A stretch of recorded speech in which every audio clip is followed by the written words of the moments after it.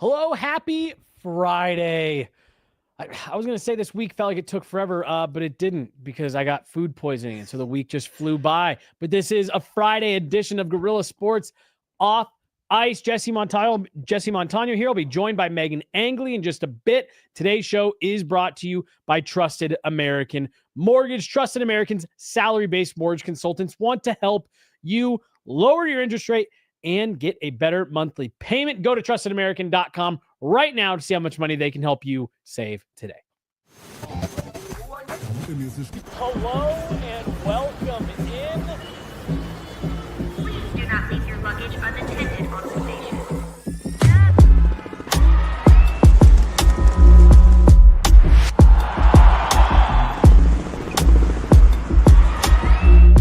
Welcome to the show. Hello, everybody. Welcome in. Jesse Montano, Meghan Angley here. Friday edition, Guerilla Sports Off Ice. Trade deadline is a week away. Meghan, how you doing today? Beautiful day outside. The weather is gorgeous, and it's a week officially from today, ahead of the deadline. So I am pumped for this show. We're going to get into a lot here, and I have a feeling we need to buckle up for this deadline. I'm with you. I literally with 5 seconds left on the countdown, just now in the intro, I looked over you, Meghan, and I said, I think there's a world where they go nuts at the deadline.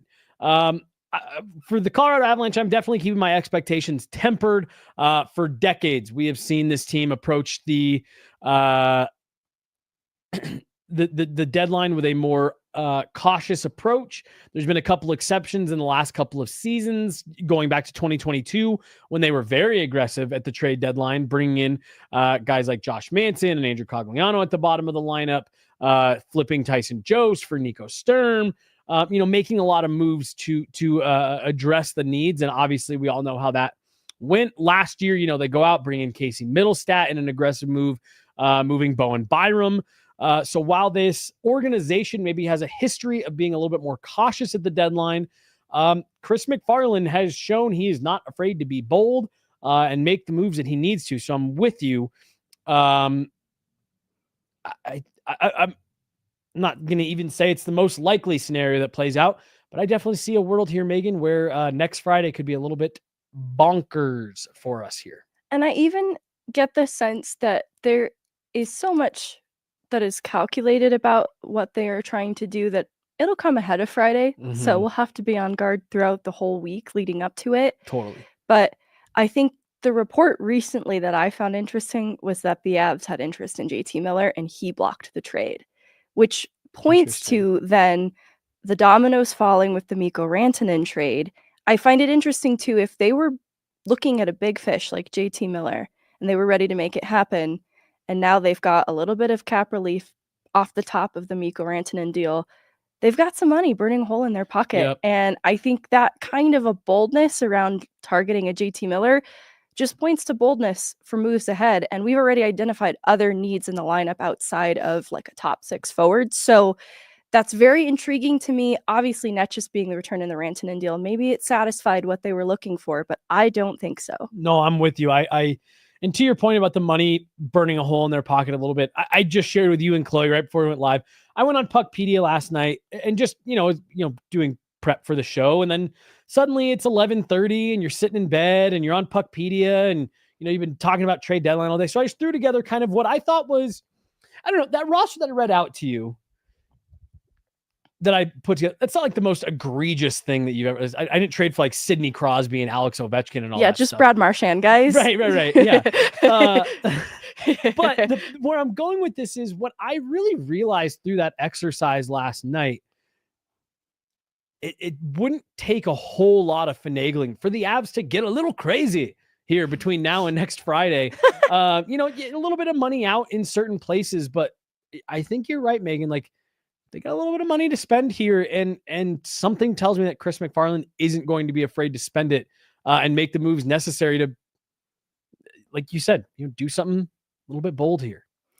Vaguely Sober points out in the chat, it's $4.761 million in cap space right now, around $5 million, burning that hole in the pocket. But to your point, I think there's the possibility of moving pieces out to open up even more space. And it all comes back to the conversation we've had around depth scoring and a lack thereof.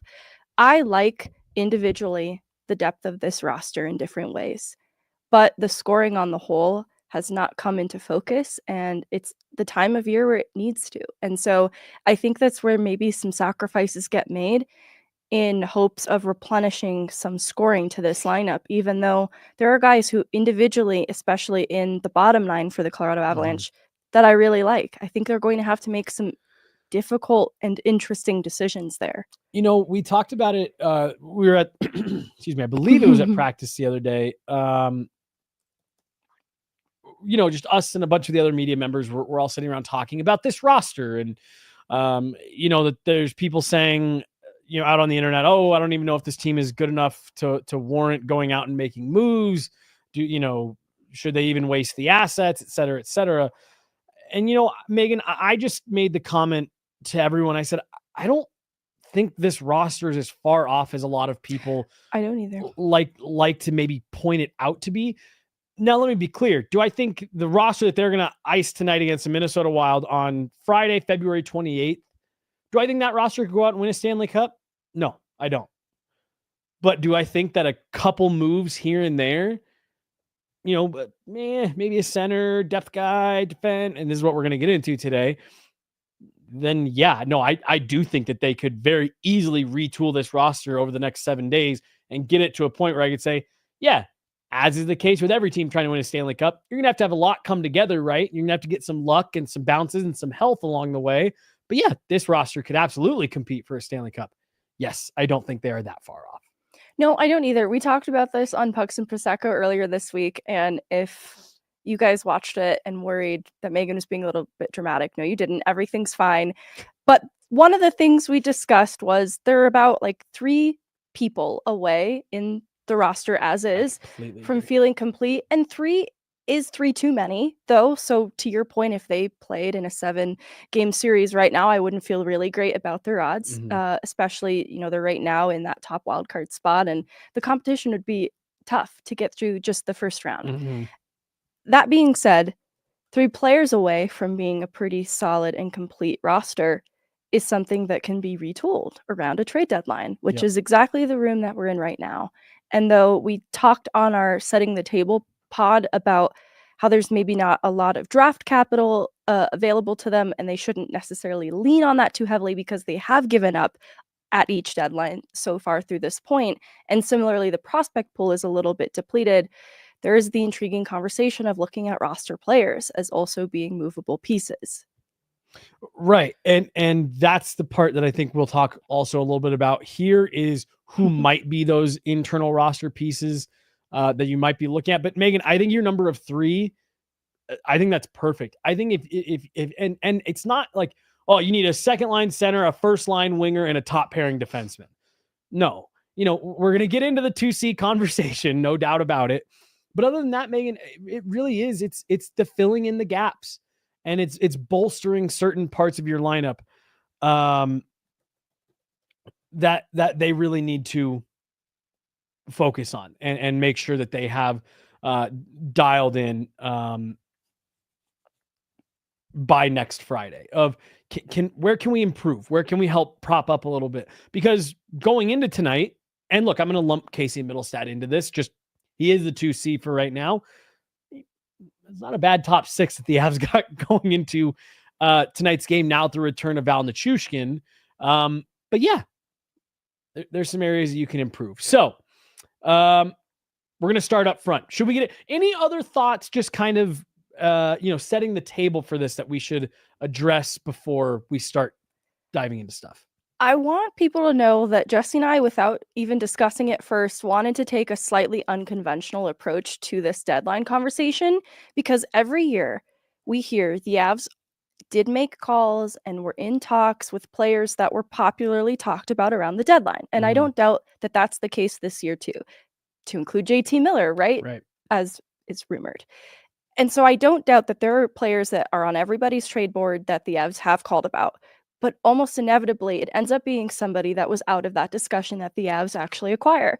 So we wanted to think outside the box a little bit with some of these picks, but also talk about some of the popularly discussed names as well. So there might be maybe some hotter takes or off the wall takes, but it's more so to reflect how the Avs have approached the deadlines the last couple of years. And I just wanted to kind of set that up for how we talk about what some of these trade targets might look like. It's so much, it's so easy to look at the trade, trade bait or trade boards that are out there, whatever, and just kind of go down those lists of, oh, well, who on these lists that teams are willing to get rid of would be good, for the Avs, or good for whatever team. But to your point, what we've seen the Avs do, and Casey Middlestat's even an example of this, the Avs could have gone out last year and probably gotten someone that's a bigger producer than Casey Middlestat to just come in and plug in at 2C. But they chose to make a move for someone that they felt had a little bit more upside to them, someone they could grow into a role, that, they could help build into their system, their type of guy, and not just, some mercenary to come in. And again, not to say that's not, an approach that they are willing to take, but that's just not what they've done the last couple of years.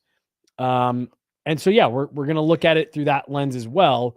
And there's a couple guys in particular that's why I think they are more, even looking at those trade bait boards, typically, because that's where you start, right? That's the starting point when you're having these conversations, is who is out there. I was sorting a lot of that stuff based on who has term beyond June, because that's typically where we've seen Chris McFarland want to go. Yes. Who's RFA? Who's a player that we can have under some team control here? So again, we are going to get into the names that you are seeing floating out there a lot in terms of rumored to be available and teams are willing to move on from. But yeah, we're also going to touch on a couple players that maybe you are hearing a little bit about, but maybe not as much. Or Megan pulled some players that you probably haven't thought of at all.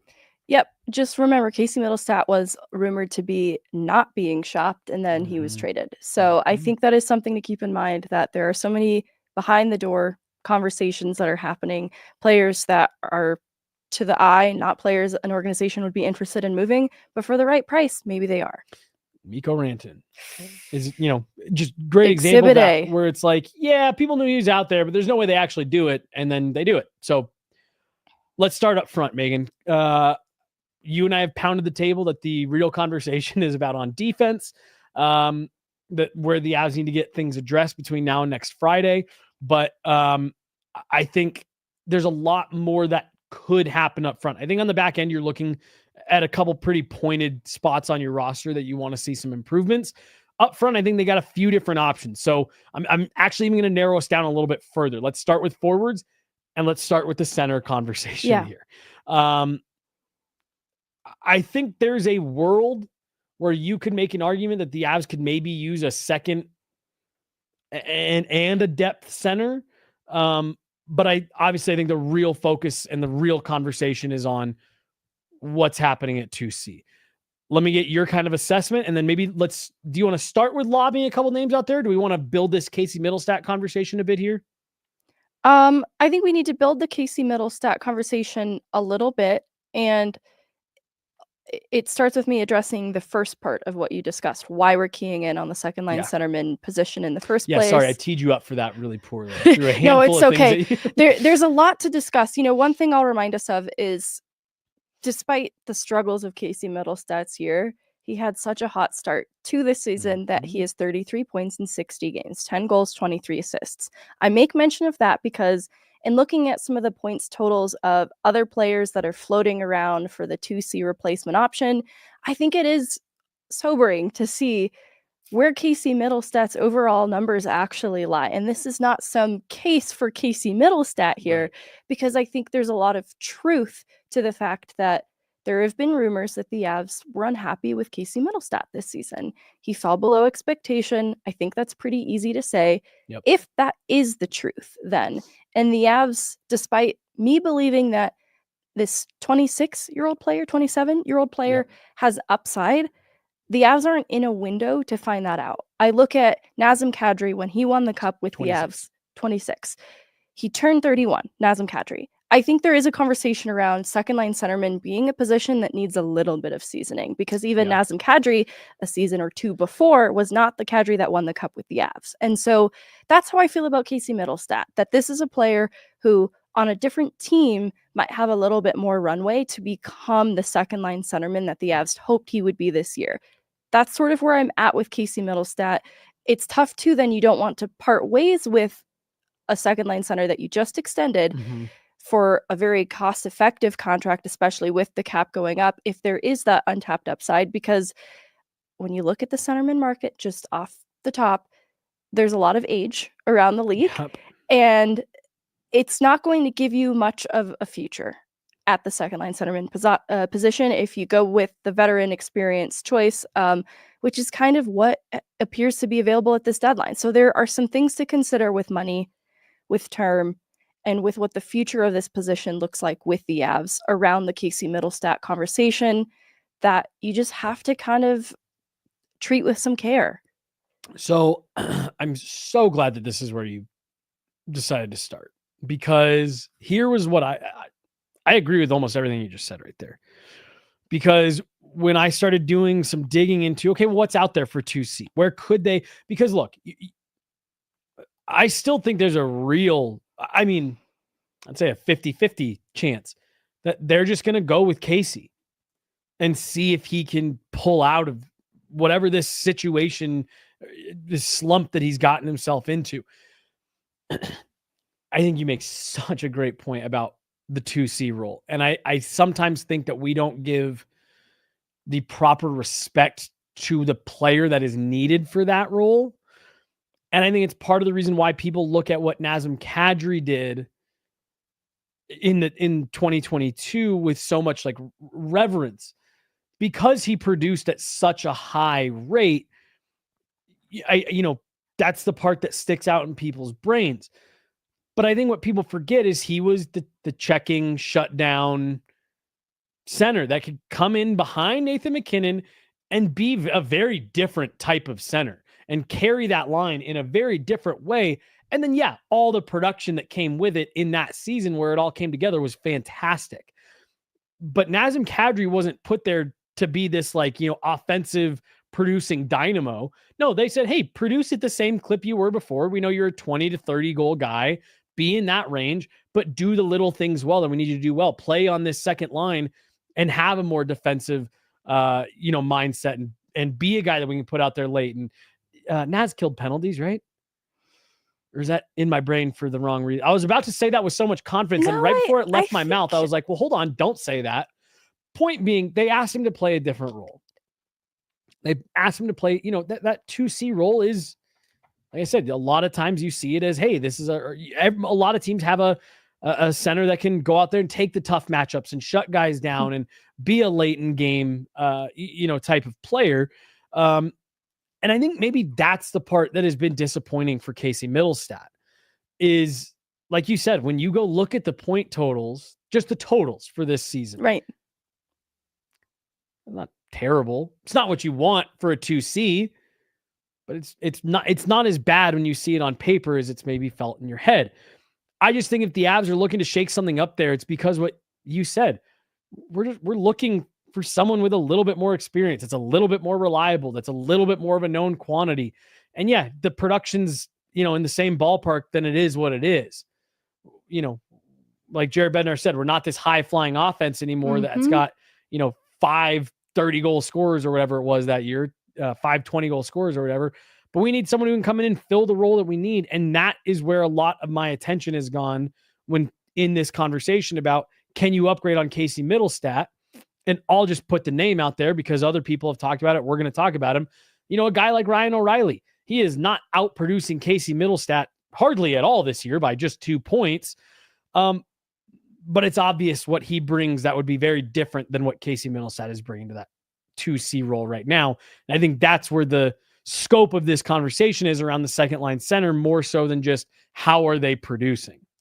I think it's important to do the pro and con list, because I made it sound like the experience, though a good thing, isn't great for a future solution. I stand by that. I think that's true with a Ryan O'Reilly type player. Mhm. He's 34 years old, and I think that he is on the back nine of his career. His speed has taken a huge hit. Huge. So I think we have a player card potentially for Ryan O'Reilly Yep, I think to we do. sort of illustrate just how much the pace might be a concern at this stage in his career. Because I can live with the sacrifice of production, but you look at the top skating speed and the speed bursts over 20 miles per hour, and typically on an Avs team, skaters that do well in the top 6 are doing well in both those categories, and they can get up the ice quickly, move play north, and just be a part of the attack in that way. I think that's what Netchus has done so well in coming to Colorado, and why I have concern around a player like Ryan O'Reilly, who does bring something very different in his game, to include leadership. I think about some of the other conversations we're going to be having. I'll just start like around Josh Manson. Is Josh Manson a player that they have to make a difficult decision around? One thing you have to consider is how valuable his voice is in the leadership group. And they already shipped out Mikko Rantanen, one of their very important leaders in the room. They have to be careful with the mix as well. And so Ryan O'Reilly does return or replenish some of a leadership quality that I think is very well respected. He's well respected. He's a competitor. And I think that the conversation around him, until he gets to your team, I think it can not always appropriately capture what he does bring. I even remember before things soured around money with Ryan O'Reilly, how he was talked about in Colorado. And it was the guy who would run formerly the Pepsi Center stairs after losses. Yeah. And so there are a lot of reasons why I get why Ryan O'Reilly is in this conversation.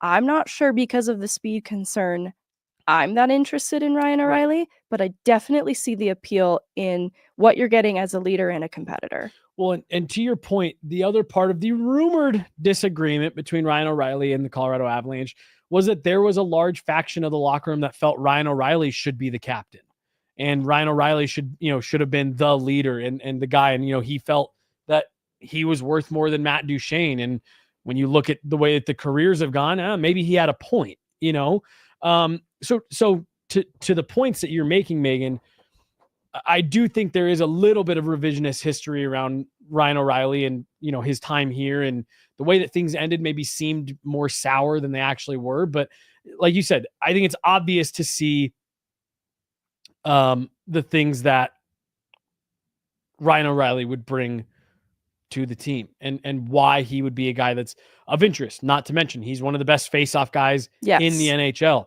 He's a penalty killer, legitimate. And again, the speed has hurt this a bit. Legitimate shutdown type of guy, defensive, very defensive-minded forward, Selke winner. He's very different than Casey Middlestat. And I could see why, if you're saying we need something very different than what Casey Middlestat is bringing, I could see why that would be appealing. I think I'm with you, because if you're bringing Ryan O'Reilly in, that probably means that Casey Middlestat's going the other way in that deal. Right. I don't know if I love that, but I do agree wholeheartedly with the comment that came through the chat a minute ago. Casey Middlestat's got a really high ceiling. His floor is nowhere near high enough. And that's part of the big problem. Ryan O'Reilly is a known quantity. Right. You know what you're going to get. And if they feel comfortable with what they're going to get, okay, maybe you go do that. And then you try to readdress the 2C situation in the summer, and Ryan O'Reilly can fit further down your lineup. I can understand why people don't like the idea of Ryan O'Reilly instead of Casey Middlestat, but on a shorter window, you're trying to win a Stanley Cup in the next 2 months. By the time the deadline comes and goes, I can see why there's appeal there for the Avalanche. And I think the other part of the conversation too is the future fit, obviously just not really being there to shore up the second line centerman position. But to your point, he is more of a stabilizing factor on that second line. And that does feel like it's been so up and down in terms of result that a lot of my decision-making process around what the Avs need isn't just individually, this player is struggling, what would be a good fix for that, but also how to elevate others around him. And so I'm looking at, if Ross Colton remains a part of this team, I'm looking at players that can help elevate Ross Colton. I'm looking at players that can help elevate Jonathan Drouin and Val Nichushkin. And I think that Ryan O'Reilly is a player who's just kind of neutral there. He at least stabilizes it, probably won't hurt them.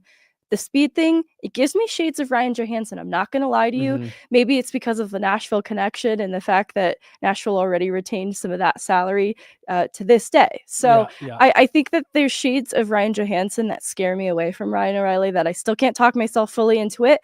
But I am on board with this. Go with something that is a bit more of a known quality and might be just at least a stabilizing force on the second line if you're going to make a move. If you're going to do it, and where I'll eventually get to, we're going to talk about what we think they should do in this spot, at the end of this. And I think there's a real hard argument to be made to just keep Casey Middlestat, that it's going to be hard to upgrade on that. But I won't lie, I got there. I mean, that's kind of just like little gut feelings that came into my brain last night. Keeping Casey Middlestat was one of the first things that came to mind.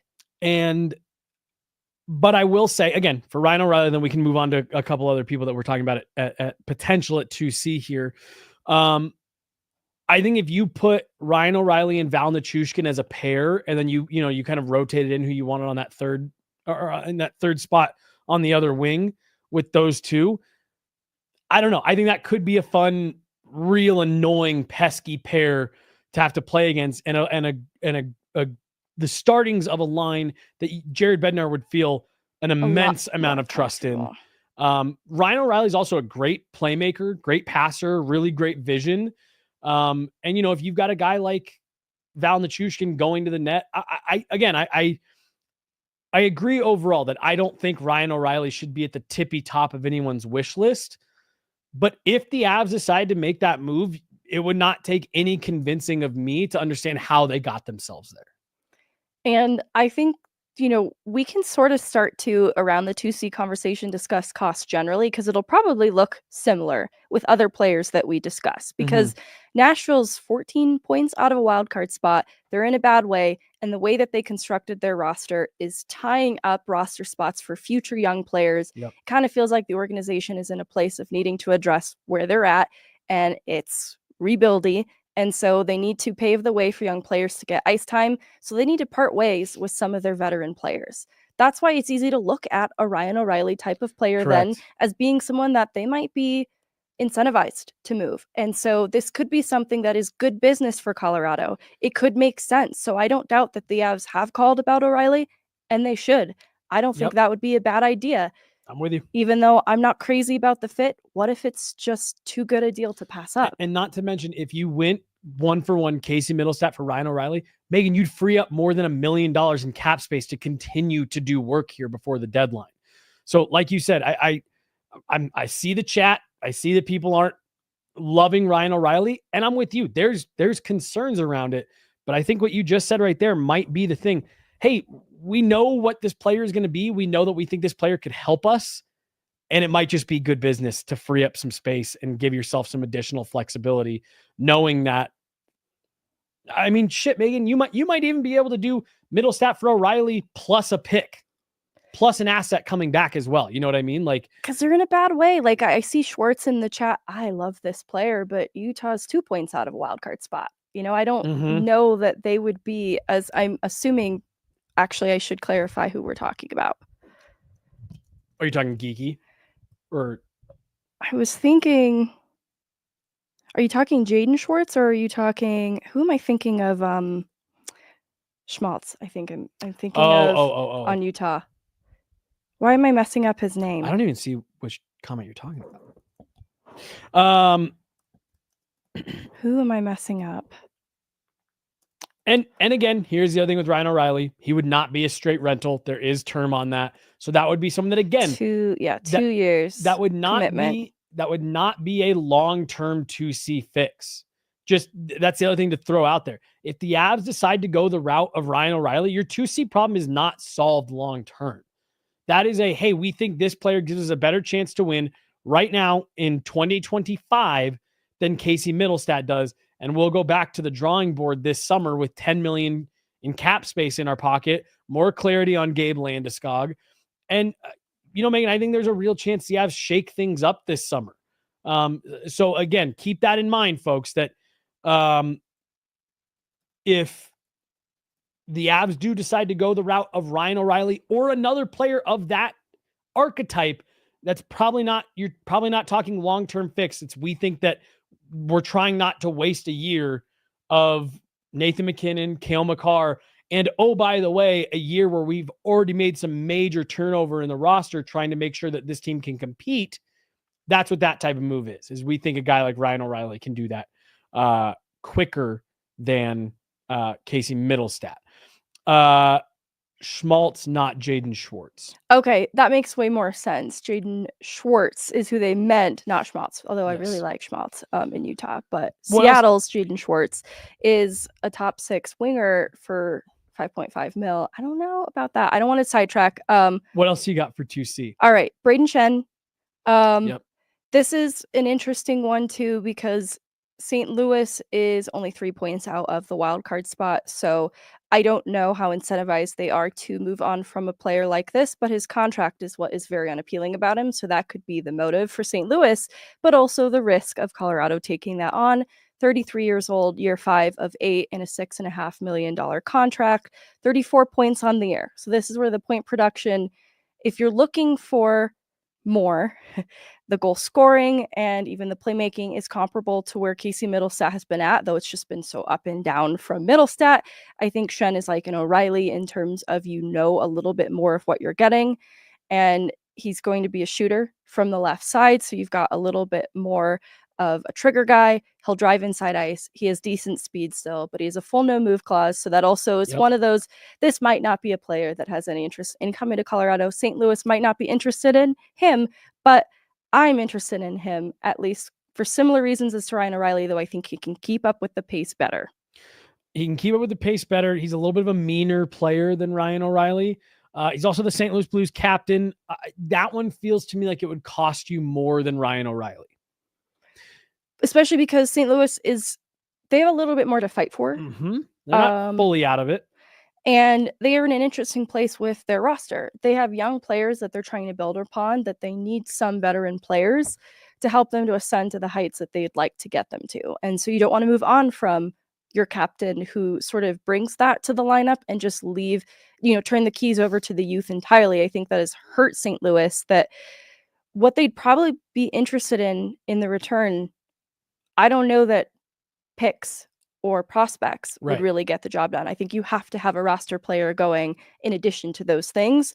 And I'm not sure Casey Middlestat would have much appeal to St. Louis. Right. Not a St. Louis type of player.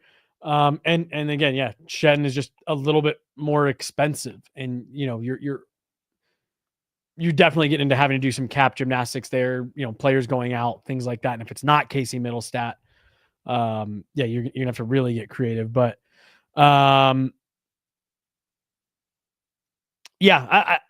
like the idea of Shen just because he is kind of a mean, nasty player. I'd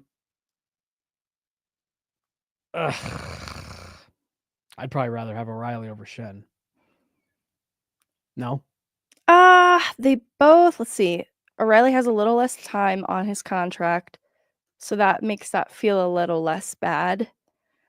And the cost is probably more affordable for O'Reilly. So, because that's the other thing that I'm gonna keep circling back to, just what you were talking about with Nashville, like, and just where they're at. That those players are just going to cost less. That they just are. A guy like Ryan O'Reilly is just going to cost you less. The foot speed just really worries me. Oh, for sure. 100%. I'm just saying when we're talking Nashville, like, St. Louis is going to want more of a return for Braden Shen than what Nashville is going to be willing to take for a guy like Ryan O'Reilly. But no, I'm with you on the concerns with O'Reilly. Which is honestly, I think we're going to come to the same conclusion that we're not feeling really great about any of these. Right. Because my next guy is not really a 2C replacement. He's more of a versatile player, and it's Ryan Donato. And this is interesting because the Avs add Jack Drury as a 3C option. There's a world where I wonder if Jack Drury would be better served as a 4C and Parker Kelly be moved to more of a wing spot. And maybe they inject a little bit more skill upside to that third line for a player like Ross Colton. You're going to probably see a theme with a lot of my forward addition ads. How can we help Ross Colton? Yep. This is a player that I think could have such a great future in Colorado. I like so many aspects of Ross Colton's game. I like the energy that he brings. I like that he can be a strong two-way player. I like that there is this offensive upside that we saw in the top 6 earlier this year, that I think he can be such a versatile contributor and bring so much energy to a line that can shift the momentum of a game. And I don't think we're fully tapping into that potential with the third line as it's currently constructed. So a player like Ryan Donato, he's kind of a top, I don't know, top 9, bottom 9. How do we see it? Like he's right in the middle. Yeah. And he's surging this year on a struggling Chicago team. That's where the possibility of him starts to exist. I liked him as a depth player when he played for Seattle. I think he's another one that I view as such a competitor with a career high in goals. And so he's almost to 20 goals on the season. Playing in an elevated role on a Chicago team, you understand that that's going to look a little different on a Colorado. Can he get that production that has been successful this year to translate here? 28 years old, $2 million entering free agency this summer. I think that this is someone that the Avs could feasibly add and could make a third line better, but I don't know. I mean, I'm not saying he's a 2C solution, but you at least add a little more depth down the middle. No, and Megan, I almost called you Casey. I almost said, Casey. What does that mean? I do think that there is a real scenario here that plays out where the Avs decide that there isn't a clear-cut upgrade at 2C, and we are just going to do this more by committee. We're going to roll with the centers that we've got, but we're going to improve in other places to help bolster that middle 6. And maybe that is saying, hey, we don't think that there's a legit 2C out there, so we're going to go improve our 3C. And I'm going to use Ryan Donato as the example here. We're going to roll into the playoffs with Nathan MacKinnon, Casey Middlestat, Ryan Donato, and Jack Drury down the middle. And we're going to hope that that elevation that we saw out of Casey Middlestat last year going into the playoffs, we're going to see again. And we're going to see him elevate. Maybe he's not going to be what Nazem Kadri did, but we think that Nathan MacKinnon and Marty Netchis are going to go nuts. Val Nichushkin is going to be next to Casey Middlestat, helping him in that line. Ryan Donato and Ross Colton are going to be driving that line. And then Jack Drury, Parker Kelly, and Logan O'Connor is going to be a nightmare for other teams in the bottom half of the lineup. And we're going to be able to roll 4 lines. I think that's a real possibility and a real scenario that we could see play out. Let's get to this super chat here from Bagley. We already have Val's Pals. There's the lights. Cue the lights. It's a Friday. We already have Val's Pals, not Nate's mates. Nate's mate. I do think we need some mates for Nate. However, I do think that Nate has his mates mostly figured out, and now it's Val's Pals that are in question. We do, Val's Pals are in question, and that's where I think that is the crux of this deadline. Who will be Val's Pals coming out of next Friday? Who is it going to be? How are they going to build that second line? Is it going to continue to be Casey Middlestat and company, or we're going to get into the top up front forwards other than just centers? I don't know. Is there a role that they go out and say, we're just going to go get another better winger to put in, and we're going to just strap Casey Middlestat with Val Nichushkin and another top end winger because we don't see a 2C solution out there that we really like. I do think the question of who will be Val's Pals after next Friday is the question. It is a great question. It's been tough because, some of Casey Middlestat's story of the season has been a revolving door of line mates. And it was interesting in the beginning of the year. It didn't really harm the success he was having because he was playing with Kovalenko and Cal Ritchie, and it didn't really matter. But then it did. And so that's where I'm nervous to add a top 6 winger if Casey Middlestat's still the 2C a little bit. Because you're just adding something new to the mix, and I think they have to be careful like to continue to stir the pot and make sure that you're cooking this properly, because you don't want to just add too many random ingredients. And I'd be concerned about that, but I have wingers on my list, so they're versatile in that I think they could help a top six like a Casey Middlestat, but if not, they also make sense to help a third line. I think Ryan Donato is a really interesting one. And in fact, Megan, I'm gonna. I don't know if I'm jumping the gun here. I don't know if we're gonna actually do this on the show, if we want to do it as a piece of content after. I'm gonna officially put Ryan Donato on my trade board for the Avs. I love it. No, he's probably the one I feel most comfortable with in this conversation so far. I think this is a guy that, because I think there's two conversations you have to have around 2C for the Avs. Can you upgrade on Casey Middlestat? And is that a move you want to try to solve now during the season, when you're at your most cap strapped, when you're having to do the most gymnastics, when other teams are in similar situations? Or is that something that you would maybe better find served dealing with in the summer, when you can make, some more aggressive moves and give yourself some more time to get your salary cap in order? I think a guy like Ryan Donato would make a lot of sense in doing what I just said. We've seen what we've wanted to see out of Casey Middlestat in flashes. We're going to really put the pressure on him to get there again right now. And we're going with McKinnon, Middlestat, Donato, Drury. And I think you'd be hard pressed to find anyone who would say that that's not something that they'd be willing to bet on. Yeah, it makes a third line that's, I think, kind of a big weakness right now. Yep. Seem a lot better. I agree. So like I said, I think Ryan Donato is actually a and Chicago's in a terrible place that I think, you could wait until free agency, sure, and take a run at him. But I also think that he could help this team right now, and it could probably be a feasible deal to get done. And then maybe you can get him re-signed before he even hits free agency, and now you've got your 3C locked up. And then you could again see what happens with Casey Middlestat. Maybe he finds it again, like he did in the playoffs, and you feel comfortable rolling with that again, or it's it's what you're feeling right now, and you really want to address that come summer. I have a question for you, because yes. I have a feeling a few of our players could be addressed in this part of the conversation. Okay. Where are we at with what Boston is right now? Are they sellers? So glad you asked me that. I was just looking at it last night. Because I have a few Boston players on my list, and it involves them being sellers at the deadline. So they don't play tonight. Who do they got tomorrow? Oh, God. They got the Penguins tomorrow.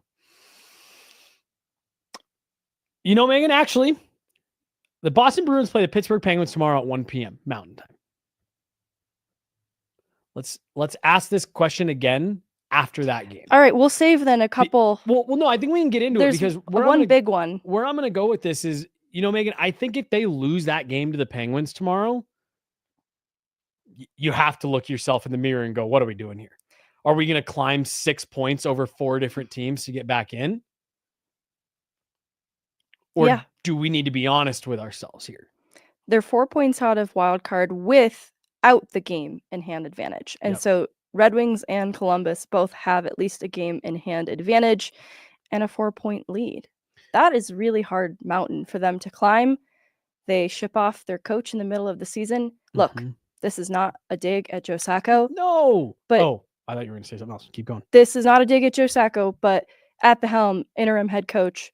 I just think this group, losing their head coach in the middle of the season, needed more than that. And I don't think he's got the right stuff to be head coach. I think he's a fabulous addition behind the bench. He's improved their PK tremendously, but I think the Boston Bruins are in trouble.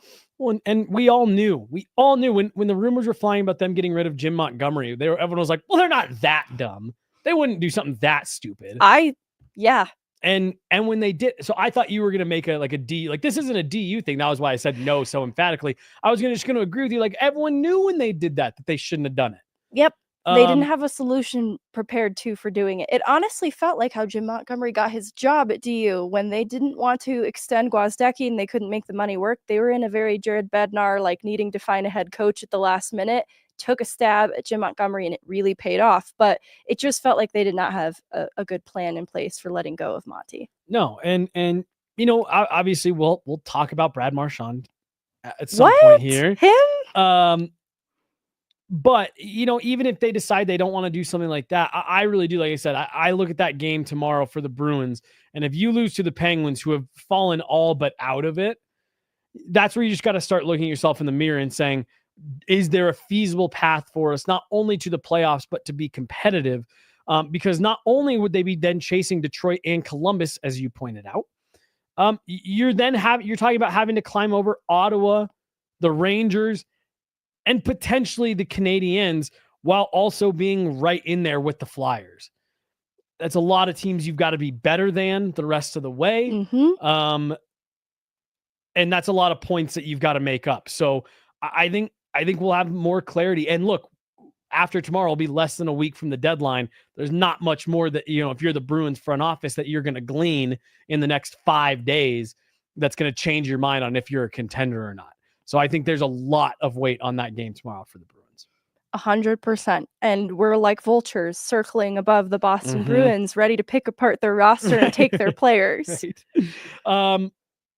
Do you have anyone else to see that we want to get into? Let's hear it. Charlie Coyle. Okay. I saw the name on your list. This is a player, obviously he's been playing as a winger. He has centerman experience. I think the results are mixed, but I think they're there. 32 years old, year 5 of 6 in a $5.25 million contract. Point production has not been good for him this year. Yeah. I wonder if that could be where the Avs leverage some of that conversation. That this is a player, though, who had a 60-point season last year and 2 16-goal seasons prior to that at 45-point seasons. And so I think his production has just obviously taken a sharp decline. It kind of feels like, I don't know, a Casey Middlestat, Charlie Coyle, both two struggling players. Here's the problem. I don't know that Casey Middlestat is a Boston Bruin. I don't know that they'd have much interest in him, but I certainly do in Charlie Coyle. I think he has good skating, good speed that would keep up with the pace of this team. It's just like a hair younger than some of the other options we've been looking at. And depending on if the Bruins were vulnerable enough, if it could be good business, like come at a good cost, I'd be interested in. It's a call I'd be making. It's not to say that it's believable, and it's not to say that it's a surefire 2C solution, because there's a lot of risk involved with this player. Can we put the player card back up real quick? Because here's my issue. That foot speed looks awfully similar to Ryan O'Reilly. The speed burst over 20 miles is the difference. Much better. You're 100% correct. It's the top speed. And when you look at the ozone time, I think that is a story better told by the year that the Boston Bruins are having. And I think the skating distance and the top speed for the speed bursts tells a different story about his motor. Yep. That worries me a little less. Also, his size. I want to bring that, call attention to that. A little bit different size option for the second line center position. Casey, a bit smaller in frame.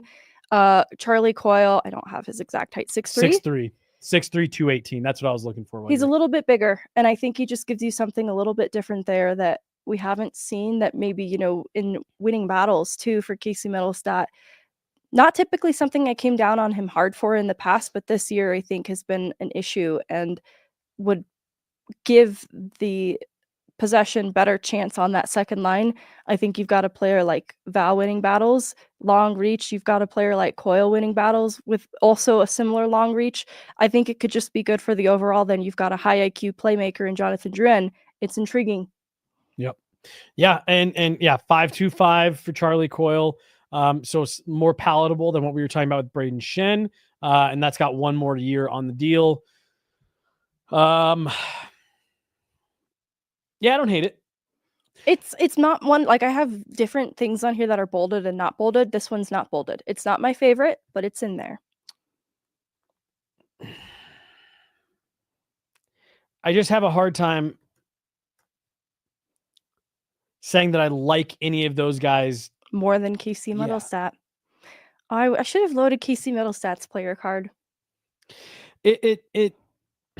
Because it's now interesting. Let me also say this. I see the appeal on all of them, including Casey Middlestat. I don't think if the Avs, and again, just for the sake of the argument, if the Avs went out and swapped Casey Middlestat 1-for-1 for any of Ryan O'Reilly, Braden Shen, or Charlie Coyle. I'm not going to include Ryan Donato in that because Donato, I think, is more of a 3C that we're talking about, more of a center depth type move. I can see the appeal on any of it. One time at a DU game, though, he didn't hold the elevator for me, so I'm not sure on the cultural fit here for Charlie Coyle. Oh gosh, let's move on to the wings, because we are moving through the show a little bit slower. This will be a little bit longer show than normal, not crazy, but a little bit longer than normal. Let's move on to what we're talking wings here, and maybe if the Avs decide to say we're going to keep Casey and we're going to bolster what we have on the wall. Where's the first name that you go to? Morgan Geekie. Okay. It's just one of my first bolded for this category. He's obviously a top 9 winger that can play up in the lineup. I like the versatility. Top 6 in Boston. He's a great wing option for a Ross Colton third line. Obviously can play up in the lineup. The production has been comparable to Casey Middlestat, 31 points, 19 goals, 12 assists. I think his shot volume and selection is translated to nearly 20 goals this season. And I think the goal scoring aspect is important. And he shoots from all over. You know, that shot volume being something we've seen sometimes decline and hurt this team's overall production. I like to see a player that will just shoot. And he has a top shot speed too that poses a threat just in his shot by itself. And he scores from the middle of the ice. So I like that he is willing to get to the dangerous areas and shoot from wherever. And he's 26 years old, $2 million free agent this summer. So, you know, the price is right. This all goes back to, would Boston be willing to do this? Right. And I'm with you. What I really like about this one, Megan, is the age. It's again, that's what I liked so much about the Casey Middlestat acquisition last year. Was it was a guy that you were getting that could actually made your team younger and someone that you could help, work into your system over the next few years. That's what I like about Morgan Geekie. 1, 2, on pace for almost 30 goals this year. Get him into a system like the Avs, a little bit more offensively friendly. Get him with some wingers that are going to maybe fit his style. Not that they don't in Boston. I'm just saying here in Colorado, can you continue to make him into a 20-plus goal guy during his time here? He's trended that way the last couple of seasons. Can you surround him with the right situation that you can do that? My hesitancy on him is this does feel like more of a middle 6 guy, third line, second line kind of flex up and down more than that solid top 6 fit. But I think, like you said, if Boston is willing to be a seller, this is definitely a player that I think if the Avs are having any conversations with Boston about anybody, they should be bringing up this name. Isn't it interesting that he's playing in a top 6 role in Boston, but in Colorado, we're like, maybe more of a top 9. I think we need to take that into account. Not we, but just like as a collective, that a player's role on their respective team that might be getting traded is probably lower on a Colorado Avalanche lineup. It's just pretty solidified at the top of it. And so that needs to be factored in then in cost and usage and where to set expectation. Because I think that we kind of ran into that a little bit with what Casey Middlestat regressed to this year, despite being a top guy in Buffalo previously. I think he's struggled to be a second to top guy in Colorado because of how competitive it is at the top of the lineup. Well, and every single night, we need you to be a top guy every single night. You're not a depth guy. You know, you're a key part of what we're doing. And again, you have to keep in mind, these are moves that we're talking about for if the Avs are going to go out and be as aggressive as we have suggested they could be, is because they think that they can build a team that can win a Stanley Cup.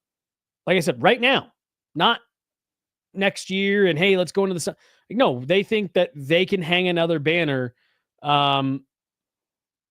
within the next 6 months if they make the right aggressive moves. So that's what we're talking about here with, when we say a guy like Geekie, yes, he's playing in the top 6. Could he come in and obviously fit in right on that second line? Sure. Absolutely. But do you feel more comfortable with him there than Jonathan Drouin? I don't know. That's the question that you got to answer. That's my one little bit of hesitancy with a guy like Geekie. Yeah, I think it's a fair point too, to like be appreciative of what you have in Jonathan Drouin. Right. And again, if by adding a guy like this, if you can give yourself some more flexibility there, then maybe that works just as well. Should we talk about Brad Marchand before we? That's the next on my list, and I don't have a lot there, so we all know what Brad Marchand is. Yeah. I mean, like I said, I think this is someone that if the Bruins are deciding that's what they're doing, if the Bruins are deciding that Brad Marchand is not coming back, if he wants to move on, if he wants to go pursue championships as the Bruins begin this rebuild and retool, like you said, everyone knows what it is. Everyone knows who Marchand probably is. Here's the one thing I will say. Brad Marchand, you're probably getting into Cal Ritchie territory. Easily. So, I've made it very clear that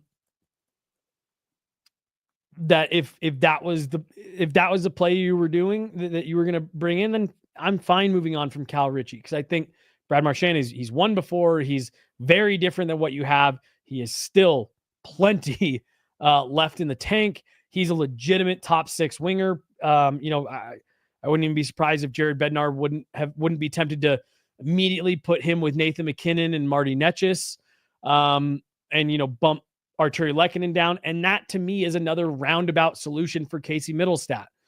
Okay, in this scenario that we're talking about here, we went and brought in Brad Marchand. We're putting Casey Middlestat with Arturi Lehkonen and Val Nichushkin, 2 of our most reliable, responsible, defensive-minded forwards we have, who can also contribute offensively. We're giving Casey Middlestat every tool he needs. That would be kind of the thought process here if it's me. But like you said, there's not much else to say about Brad Marchand. We know who he is. And if the Avs are doing that, that's, we know what's going on there. I do wonder what the fallout of Four Nations will be, because I think that not only did we get to see what Nathan McKinnon looks like playing with someone like Brad Marchand and obviously Sidney Crosby. I'm not saying they make moves for Marchand or Crosby because of this, but I do think having the players come back and say, this is kind of what our lineup needs, probably is born from some of what they saw in the Four Nations experience. So maybe it's not specifically Marchand Crosby, but just generally help them to identify where they can get better. Well, I mean, we hear about it all the time. And just to be clear, I'm not suggesting this is only going on between Nathan McKinnon and Brad Marchand, but like, players recruit each other all the time at those types of events, at all-star games. I'm sure. And again, like I said, I'm sure there were plenty of players that talked to Marchand at Four Nations in that Canadian dressing room. But that is the type of stuff that goes on at those tournaments. So I don't think we need to say much else about him. Veteran leadership, has won a Stanley Cup, total pest. Obvious to see why the Avs would have interest in a player like that. Yeah. If he's even available. Let's see here. Can we talk about Yanni Gourde? Yeah. Did you want to talk about him much at all?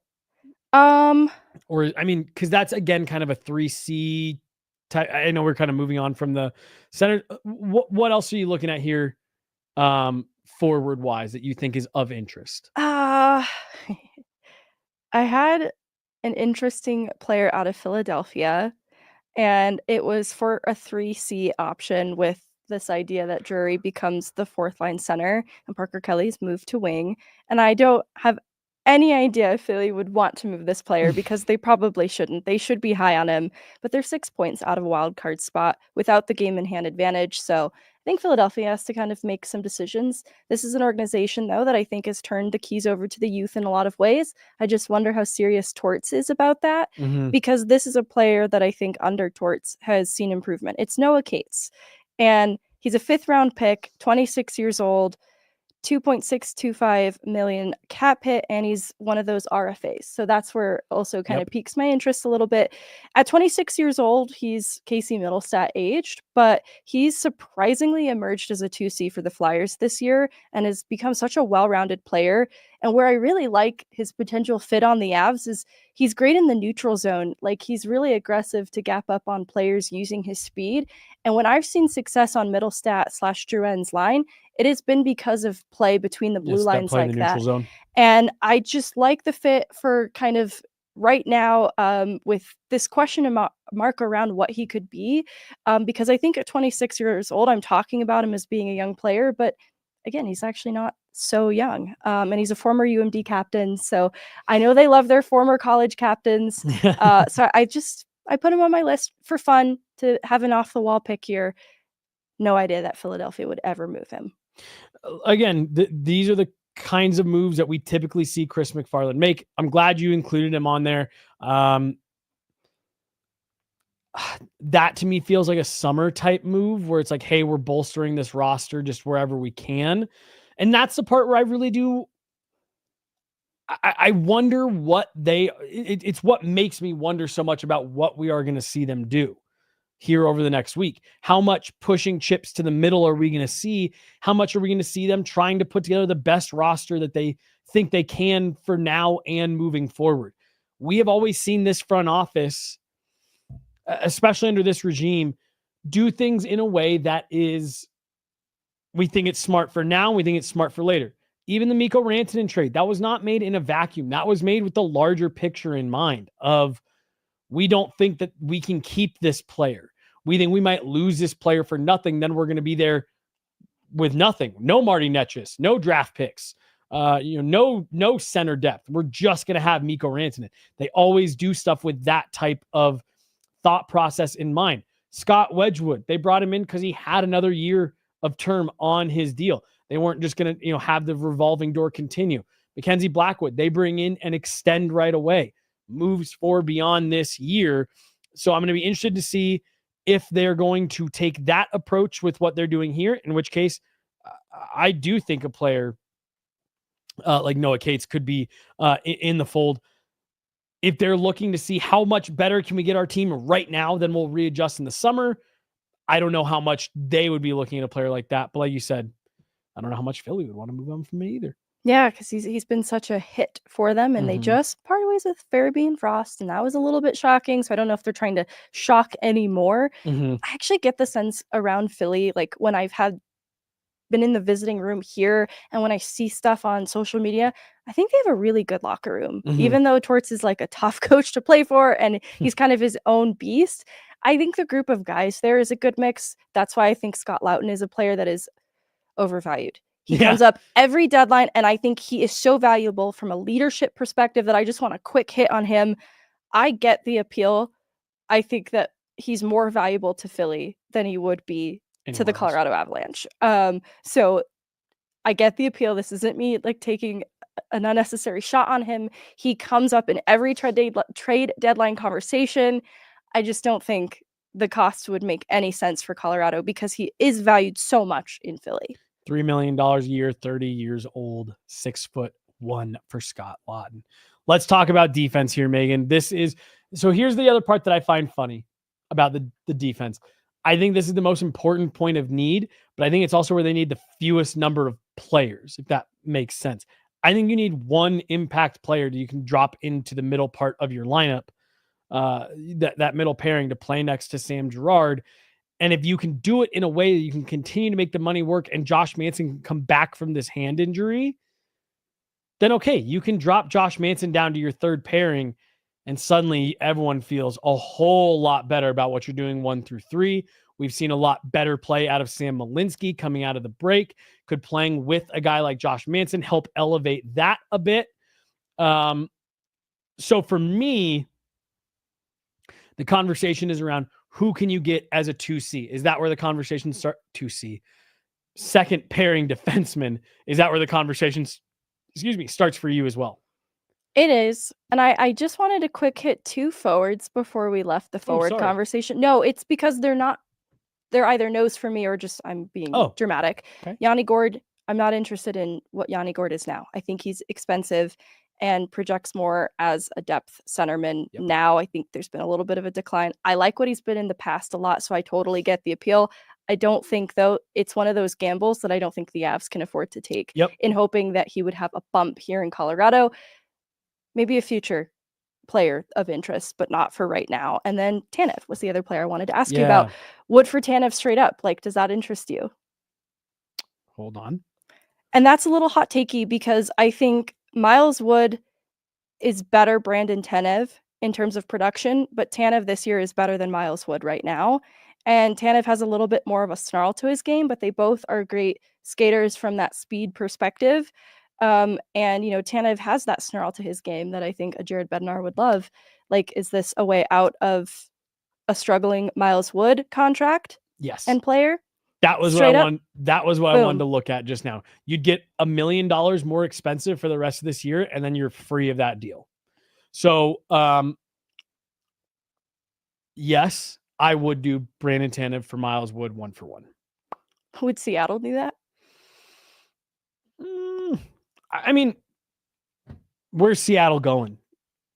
You know what I mean? I think it's possible. Yeah, it's possible. I think they might. Okay. I think it's a good one. Sorry, back to the defenseman. No, you're good. You're good. Let's start with the second pair. Yes. Like I said, for me, it's that's you need someone that you can reliably put next to Sam Girard right now. And I'm not trying to run Josh Manson out of town. I think he would be great on your third pair, given how this season has gone for him.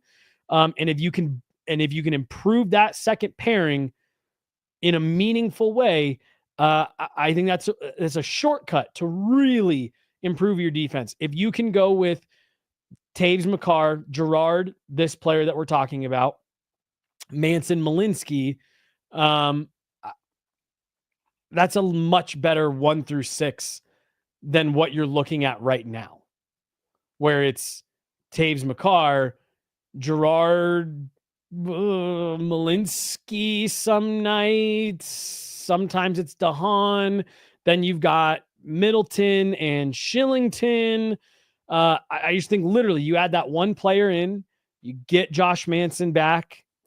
He's a little bit more, a little bit more sheltered on that third pair. You feel a lot better. Like I said, 1-6. I've got the one guy I've talked a little bit about this week. Do you have any other names that you want to start with really quick? He's the top of my list for fit, and then there's other guys where the fit or the likelihood gets a little bit lower, line by line. Mm-hmm. Should we start with it then? So let's just start with him. Mario Ferraro from the San Jose Sharks. This is a guy 6'1", more defensive-minded guy, not completely offensively inept, but more kind of defensive heavy, left-handed shot, just like Girard. But hey, that's all right. These guys have shown they can play, on their offhand. We mentioned earlier in the week, played with Cale Makar at UMass, so there's a sense of familiarity there. And here's the part I like about it, Megan. You could go add Mario Ferraro today and just plug him into the lineup, and you don't have to move any money around. 3.5 for Ferraro this year and next. I do like year 3 of 4 in that contract, 26 years old, a PK specialist who can help alleviate, a Manson whose health has been in a concern and in question throughout this year. He's a huge part of their PK. When he's not there, it just kind of hurts the overall. And so to have another PK specialist in the mix is huge. And Ferraro can play 20 minutes a night. And so he can help with load management on the back end by eating up big minutes, especially because he is so defensively minded. He can be trusted in situations late in games, D-zone starts. And so there's a lot that I like about Ferraro. What I worry is he's DeBella DeBall. Like, everybody wants him. Can the Avs make a competitive enough offer? Because I think every team is probably calling about him. See, and part of what I have liked about this fit is I feel like I haven't seen a lot of conversation around Ferraro. And I mean, maybe I'm not keeping daily tabs on all 32 teams, but I feel like he's only been a name that I've seen start to swirl around in the last week, 2 weeks, in terms of really being someone of interest. So I don't know if that's someone that the Avs feel makes sense. Like I said, you're not asking San Jose to retain anything. This is hey, we're going to give you, a a player and a pick that you want, and let's get it done. Get the player in here. We don't need you to retain. And I just think it's a deal that the Avs have the assets to make an offer that could get Mario Ferraro here. And there's history here between these two GMs. These GMs have worked together this season on deals. And maybe they feel a little weird about it because Kovalenko got hurt and Georgiev's Georgiev. Right.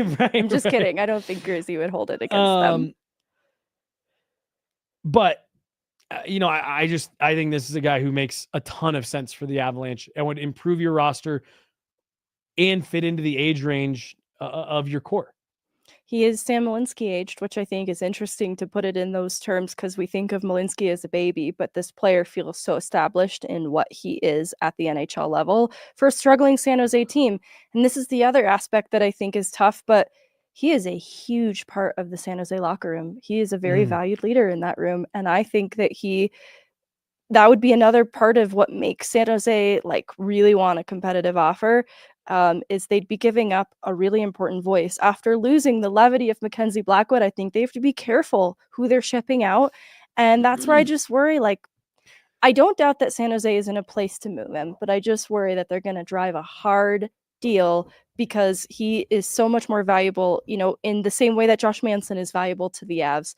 I think Ferraro is similarly valuable to San Jose, though an organization in a very different place. And I went on Daily Faceoff earlier this week, and Frank Saravelli was saying that with people he's talked to, the Sharks are willing to move on from Ferraro. In fact, what he said to me was, I don't think they'd blink an eye to move on from Ferraro. And part of that, I think they've really found something with Macklin Celebrini and Will Smith, and crazy revelation team happy with first overall pick. But I do think that the Sharks are just looking at this as, yeah, this is the core, the generation we're turning the keys over to. We're directing everything towards getting Macklin Celebrini and Will Smith what they need. And I think, the Avs have a couple second round picks from other teams for this upcoming draft, including that of the New York Rangers. I think if you could get a player or prospect, that second round pick packaged up real nice and tidy, I think that's something the New York Rangers could be interested in. I do think there's the possibility of picks. I do worry too if they'd have interest in a prospect in a Guliev or a Barons, which is fair. They're allowed to have interest in that. Well, and you know me, Megan, ship them all out. If you're trying to win right now, Sean Barons isn't, next time he hits the ice, it'll be more than a year since he's last played. I'm not crying. Guliev, we don't even know when he's still a young guy. There's still a lot of unknown there. If the Avs feel that Mario Ferraro is going to make them a better team and closer to a cup contender right now today, you do it. 100%. This is Drew Helleson, Josh Manson all over again. So very high on Mario Ferraro. Curious to see if the Avs can be the ones to get that across the finish line. I think I'm overvaluing it. Everyone's like, no one's talking about this. And I'm like, all I know is Mario Ferraro.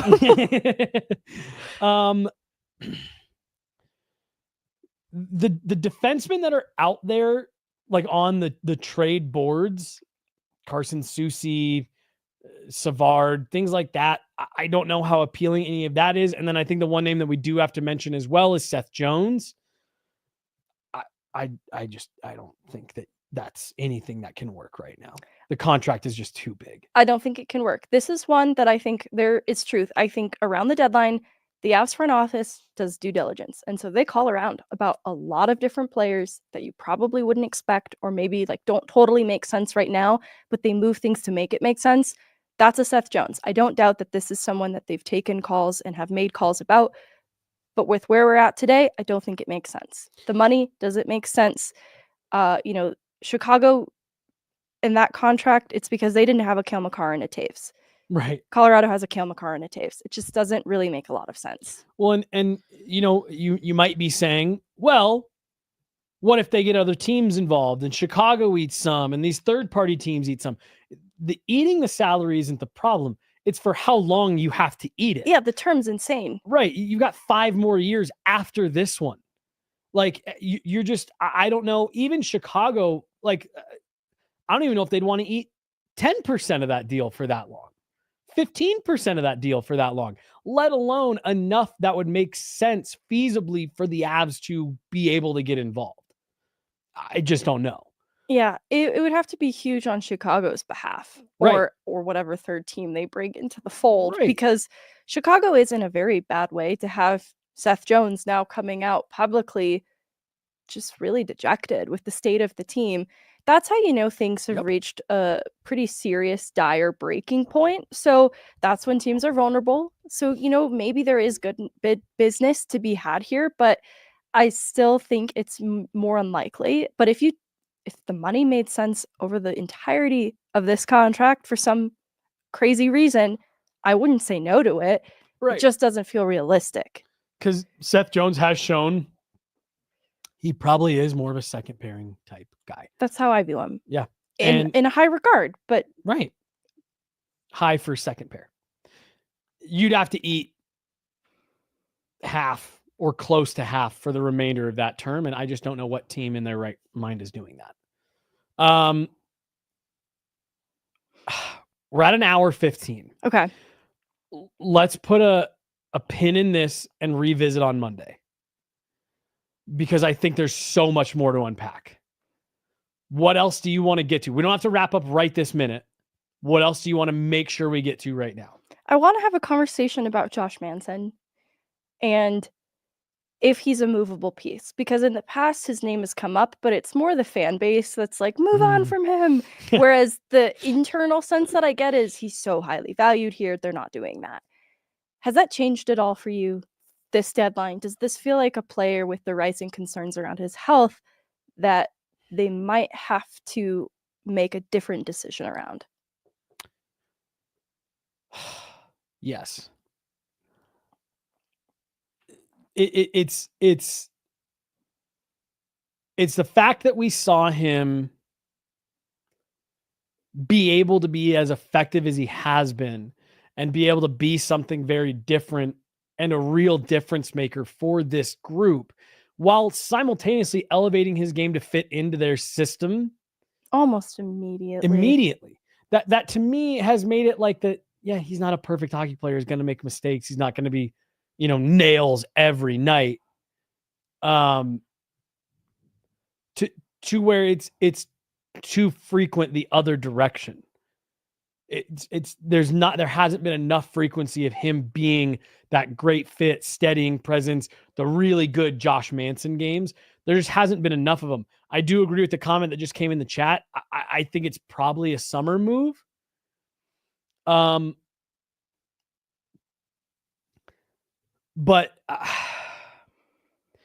I do think that based on what we've seen out of Josh Manson this season, the conversation has shifted a bit, because he hasn't been a second pairing guy this year. I think the availability is what worries me the most about him, and the Avs are looking at that with the biggest question mark of all is, can we count on him being an option in the playoffs? Is this a player we have to worry about not being available to us? And it's a health concern. So, it's something out of his control, but I think they do have to get serious about what that second pair looks like without him being even available to him then. Well, and not only what you just talked about of the availability, but look, Megan, I don't think he was healthy when he came back. I sure hope not. In that what I saw in the mistakes he was making were so uncharacteristic of him. Based on what I know from right before he came back, I said, well, this guy's not healthy. This guy can't play in a game. And I think it's the same injury that's bothering him. And yeah, I look at that and say, if this is going to continue being an issue, the injury is going to keep him from playing at the level that you want and need him to play at. Not and you're right. Josh Manson's a big part of that locker room. I love talking to Josh Manson. He's awesome. He's great, and he has been a big part of this team, and he was a huge part of them winning a Stanley Cup. I just, if this is the version of Josh Manson that you're dealing with right now, you can't have it. You can't have it in that role. How about that? No, because we are talking about what the Avs can do to make themselves better right now for a playoff run. And that's what makes it tough is there's a time sensitivity here. And so I love what Manson has been, and I hope that he can return to health and be that guy again. But they're also gambling with other players in the lineup, and I just don't know if they can afford to take a gamble there. And it's tough. I'm not even firmly decided that they need to move on from Manson. Let me make that clear. It just really shapes the conversation around what they need to look for in a defenseman. And that's what I'm looking at most closely. Well, and that's why I love the idea of Ferraro, because you could add him. You could just add him. You don't have to subtract. And you can deal with if Josh Manson on a third pair continues to have a lot of the same struggles that we've seen recently, okay, you can deal with that in the summer, but you've given yourself a buffer. Because I'm with you. I'm not ready to say give up on Josh Manson, but I do think that conversation needs to start getting more serious. You need some security behind Manson. Yep. And that's why whoever we're looking at needs to be cost effective enough, because then you're potentially paying a third pairing defenseman Josh Manson money, Right. which starts to get a little bit tricky. Yep. And so that's maybe where you only make one move for a defenseman, and that's all you can do. It's all you can afford to do. And it still might come at the expense of either like another area of the lineup that you need to get cheaper and beyond. But we can button up the defenseman conversation for today and let the weekend play out, and then talk about some more options that they could look at on the back end. Well, and Megan, here's the other thing too, why I'm saying let's wrap this. There's no guarantees that you and I aren't scrambling to get on a pod tomorrow. If stuff starts to happen, like there's going to be some dominoes that I think start to fall this weekend. And I do think we're also getting the light, because I think we got I think we got something else coming in here, and we got to get out of the studio, but not before we go to the super chat here. Another one from Vaguely. Thank you so much, our Vaguely. guy. I am big time due for a haircut, and I actually wanted to shave last weekend, but I didn't feel like I could shave without. There they are. I didn't think I could shave without the haircut, so I'm just kind of in it right now. I'm going with the Jared Bednar look. Yeah. I'm in my Jared Bednar. See, someone said he looked like Will Ferrell in his availability this morning. What? I don't know. I kind of saw it. Will Ferrell? Yeah. Did an availability? No. He looked like Will Ferrell this morning during his availability. Oh. And if you look at the video, I kind of see it. Okay. All right. I thought you were saying somebody said that I looked like Will Ferrell during Will Ferrell's availability. I was like, I'm going to need an insane amount of context for this. Classic film he starred in called Availability.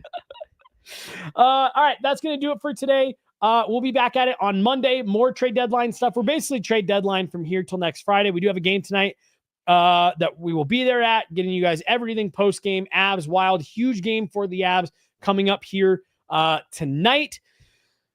We'll have everything for you guys. And then again, anything that breaks over the weekend, we'll make sure that we are available and around, ready to jump on to break all of that down for you guys. Megan's got a fun guest coming up next week on Pucks and Prosecco.